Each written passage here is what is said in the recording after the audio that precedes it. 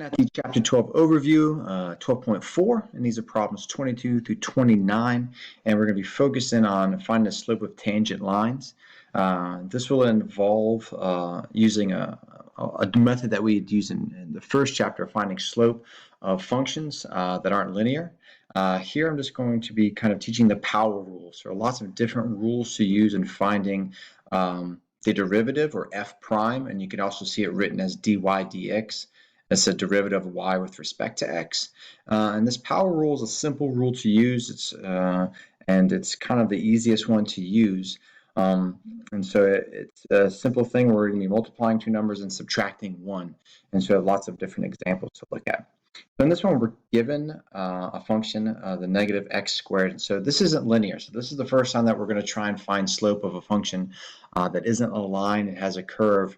And so in order to do that, this is what the method is done to be able to create a linear representation of this curve at any particular point. And in doing so, we're finding the derivative of it, or f prime, and you'll see f prime a lot more than you will see dy dx. I just want you to kind of be used to seeing that, and they're talking about the same thing.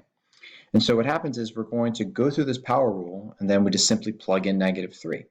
And this power rule states a times x to the n power. And so whenever we have any variable to a power, we can simply use the power rule. So what that does is we take n, we multiply it times whatever the coefficient was, and we subtract 1 from that, and we're done. So it's just simply multiplying and always subtracting 1.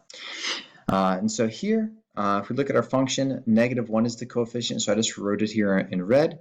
I'm multiplying by my exponent of 2, and I am also subtracting 1 from my exponent of 2. So -1 times 2 is -2. 2 minus 1 is 1, and we don't write that because we're big boys and big girls.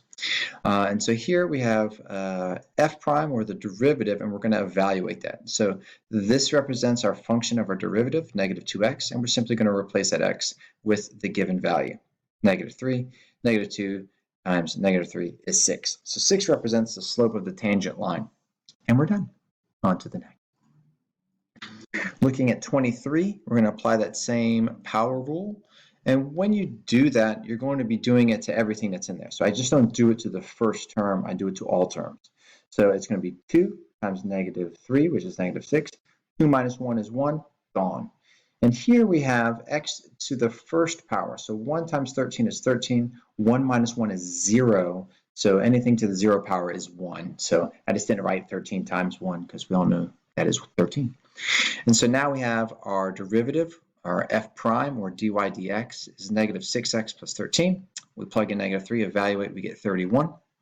And in 24, looking at this one, and this is the first time we have to deal with something, we have to rewrite it. So it's a little bit easier because we would have to use a quotient rule. So rather than teach you another rule to learn, we can just rewrite this and just use the power rule. So -2x divided by x is the same thing as -2 times x to the negative first power. So I just simply rewrote that. Now I can multiply -1 times -2, I get +2. -1 minus 1 is -2, and then I can rewrite that again before I evaluate. So x to the -2 power is the same thing as moving it to the bottom. So I'll have 2 remains on top, x to the -2 moves to the bottom and becomes +x squared. So now I just plug in the given value, which was 1, evaluate, and I get 2 for the slope of the tangent line. Moving on to 25. Another thing here is we can look at square root of x as x to the 1/2 power. Now I have it rewritten with a power. I perform the same power rule. So 1/2 times 6 is 3. 1/2 minus 1 is -1/2. And then I can rewrite that just like I did in the previous problem where I moved the x to the -1/2 power to the bottom. So now I have 3 over the square root of x. Now I can just plug in the given value, which is 9. Square root of 9 is 3. 3 divided by 3 is 1. Moving on to 26. And so here we're going to be using our calculator.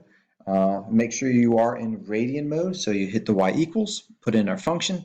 We'll be using this very familiar sequence here, second and trace for calculate. We're going to go down to 6, and once again you'll see the dy dx.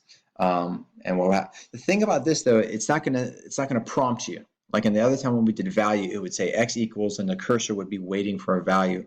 You'll hit second trace calculate dy dx, and you'll just have the graph there. So you just start typing the value. So the value it wanted me to evaluate is pi over 2. So I had to start typing pi over 2. I get this and make sure I round correctly to the thousandths place. And 27. Here we're doing the same thing. We're just finding it. We're just not plugging in a number. We're just plugging in a. And so here, the derivative 1 times 8 is 8. X to the 0 power is 1. So that just becomes 8. 2 times 2 is 4. I just simply replace x with a. And we're done. Same thing here. I can rewrite x. The square root of x is x to the 1/2 power. Multiply 3 times 1/2. I get 3 over 2. I subtract 1 from 1/2, I get negative 1/2. And this here is just a constant. So think of it as a line, and its slope is 0. Or we have x to the 0 power, and if we multiply 1 times 0, we get 0. So this 1 just goes away. And so here we're left with this. I just want to rewrite this and get rid of this nasty negative exponent. And I write that as the square root on the bottom. And that, ooh, that is a mistake. That is indeed a mistake. Let's get rid of that. That's nasty. Oh, yeah. Oh, yeah, that should be a 2. Lo siento. All right, so well, there's that. Let's make sure we save that. And then the last one, we're doing the same thing, except we're not replacing x with a. So 2 times 2 is 4. 2 minus 1 is 1. Once again, the coefficient of x is just 1, and this minus 1 just goes away, and we are done.